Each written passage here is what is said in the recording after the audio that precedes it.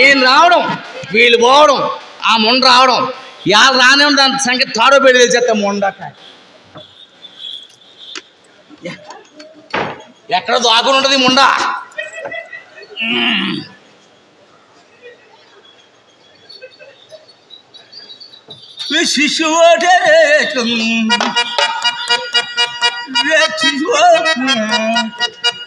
వచ్చేసిందో ఏమి దర్జా అండి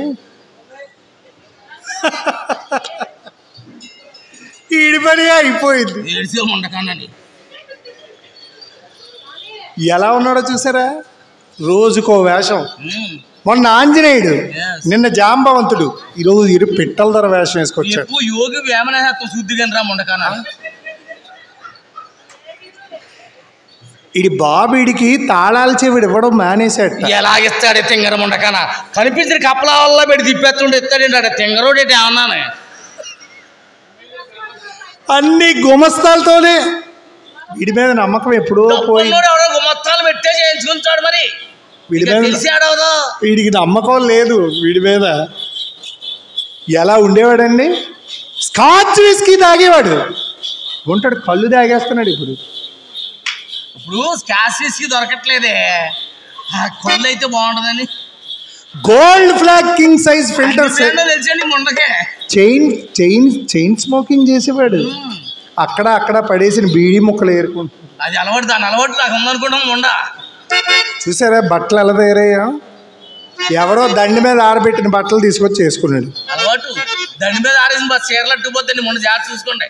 పులుసు కోసం పిసగ్గా మిగిలిపోయిన తుక్కు. ఆ తుక్కు కూడా వదలదండి ముండ, అంటులో కూడా పనిచేద్దాం పట్టుకుపోద్ది.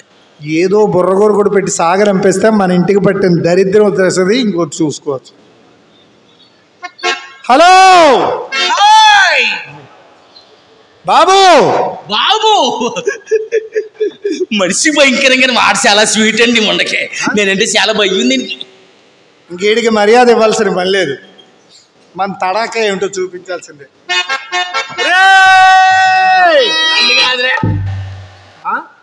నిన్నేరా దుప్పట్లేవి నన్ను రాంతవే. నిన్నేమిటి నేను బాబుని ఏమని రాని అమ్మముండకానా?